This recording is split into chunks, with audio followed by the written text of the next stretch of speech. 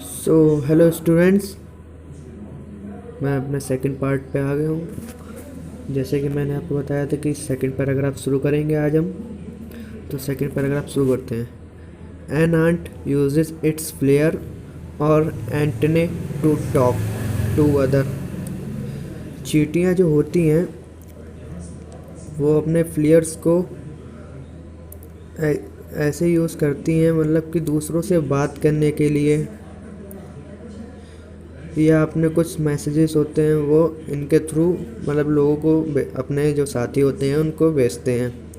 जैसे हम लोग अपने मुंह से बात करते हैं तो ये अपने फ्लेयर्स या फ्लेयर्स कह सकते हैं या एंटने कह सकते हैं, उनसे बात करते हैं। अपने एंटीने से एक दूसरे से बात करते हैं। वो अपने मैसेज भेजते हैं इधर उधर। वॉच या रो। बच्चों, आपने कभी तो दीवारों पे या कहीं भी आपने चींटियों की लाइन तो देखी होगी। कुछ ऊपर जा रही होती हैं, कुछ नीचे आ रही होती हैं। Watch a row of ants moving up और डाउन द वॉल। दीवार पे आपने देखा ही होगा कि कुछ चींटियाँ ऊपर जा रही होती, कुछ नीचे आ रही होती, तो वो एक दूसरे से टकरा जाती हैं। अपोजिट डायरेक्शन में जा रही होती हैं, ऊपर नीचे। जैसे कि आप इधर सामने भी देख रहे होंगे इसमें कि इधर से थोड़ी चींटी आ रही, थोड़ी चींटियाँ इधर से आ रही हैं, वो एक दूसरे से टकरा रही हैं। उनका जो एंटने अपोजिट डायरेक्शन में हैं वो दोनों। देखो, ये सामने दो चींटियाँ दिख रही हैं, अपोजिट डायरेक्शन में हैं, इसलिए इनके जो मतलब कभी कभी टकराती हैं तो इनके जो फ्लेयर्स होते हैं वो एक दूसरे से टकरा जाते हैं अपोजिट डायरेक्शन में।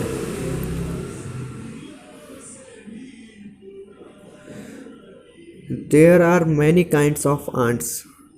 बहुत ही तरीके की चींटियाँ होती हैं। The commonest among them are the black और रेड वंस। सबसे ज़्यादा कॉमन चींटियाँ होती हैं लाल और काली।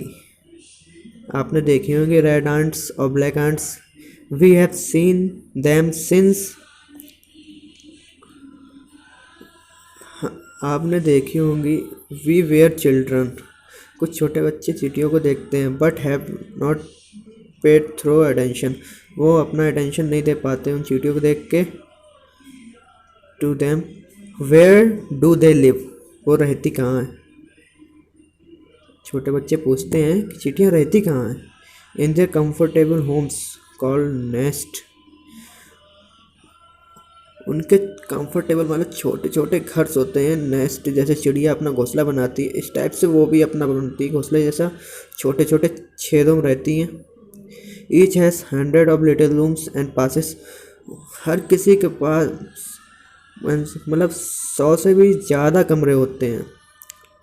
Hundreds of little rooms and passes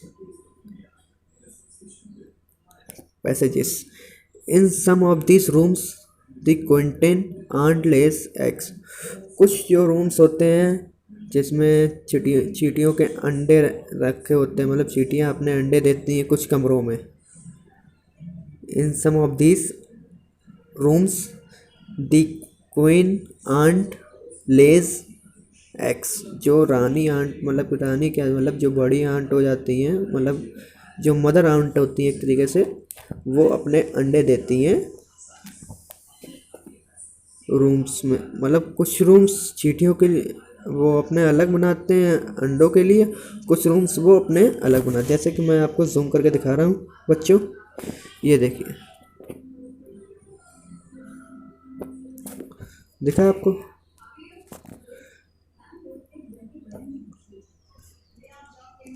ये देखिए, इधर चींटियों ने अपने खाने के लिए रूम बना के रखा है, और ये देखिए एग्स हैं। चींटियाँ कुछ अपना अपना काम ऐसे ही करती हैं, मतलब सब अपने अलग अलग रूम्स रखती हैं। Other are nurseries for the young ones called grubs. कुछ वो रूम्स छोटे छोटे अपने यंग वंस के लिए, मतलब छोटी छोटी चींटियों के लिए बनाते हैं। Workers have their reservoir quarters. जो वर्कर्स होते हैं, काम करने वाले, मतलब चींटियाँ जो काम करने वाली होती हैं, वो अपने क्वार्टर को रिजर्व मतलब अपने कमरों को रिजर्व करके रखती हैं। Spend most of their time searching for food, वो अपना ज़्यादा से ज़्यादा जो समय होता है वो फूड ढूंढने में लगाते हैं। Spend most of their time searching for food, वो अपना जो ज़्यादा समय लगाते हैं फूड को सर्च करने में।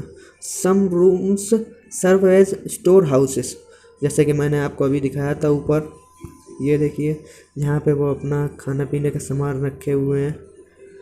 जूम करके दिखाता हूँ, ये वाला, यहाँ पे वो अपने खाने पीने का सामान रखते हैं। मतलब कि अलग अलग तरीके के रूम्स बनाते हैं वो अपने लिए। Some rooms serve as store house for his food, वो अपने स्टोर हाउस के लिए बनाते हैं। जो सोल्डर्स होते हैं हैव सेपरेट ब्रेक्स, वो कुछ रोकने के लिए ब्रेक्स बनाते हैं, मतलब कि अपनी तैयारी रखते हैं, कोई इंसेक्ट ना आ जाए उनको पर हमला ना कर दे इसलिए।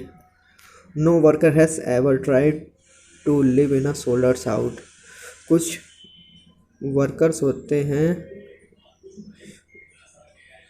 No worker has ever tried, कुछ ऐसे वर्कर होते हैं वो ट्राई करते हैं कि सोल्डर्स हाउस में ना रहें। No soldier has ever gone out searching for food, कोई भी सोल्डर नहीं रहता है, वो सब के सब अपने फूड सर्च में निकल जाते हैं। No worker on soldier or cleaner has ever harmed or grub,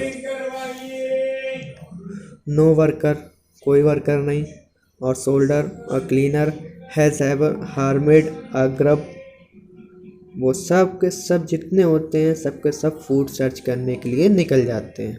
so you see, आपने देखा होगा, and ants life is very peaceful, जो आंट्स की जो चींटियों की लाइफ होती है वो बहुत शांत वाली होती, शांति वाली, पीसफुल होती, शांति, पीसफुल का मतलब शांति।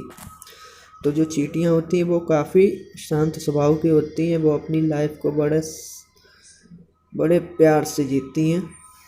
Each does its share of work intelligently and bravely, वो अपना जो भी काम होता है वो दिमाग से और बिल्कुल गर्व के साथ करती हैं। ब्रेवली का मतलब गर्व, जैसे कि आपके पापा को आपके ऊपर गर्व होएगा कि मेरा बेटा डॉक्टर बनेगा, इंजीनियर बनेगा, जैसे कि आपके पापा ब्रेवली आपके ऊपर वो प्रेप करते हैं। इसका इंटेलिजेंटली का मतलब दिमागदार, तो जो its share of work intelligently and bravely, जो हर तरह चींटियाँ होती हैं वो अपने काम को इंटेलिजेंटली और ब्रेवली करती हैं। And never fights with other member of the group, और एक सबसे बड़ी ख़ास बात होती है वो किसी से नहीं लड़ती हैं और ना with other members of the group, वो ना अपने ग्रुप मेंबर के साथ लड़ती हैं ना वो दूसरे ग्रुप मेंबर के साथ लड़ती हैं। बस बच्चों, चैप्टर में इतना था। अगर आपको फर्स्ट पार्ट देखना है तो मैं डिस्क्रिप्शन में दे दूंगा लिंक उसकी, फर्स्ट पार्ट आप देख लीजिएगा, फिर उसके बाद इस पार्ट को देखिएगा, फिर आपको चैप्टर समझ में आएगा। इस चैप्टर में बस इतना है, चींटी की लाइफ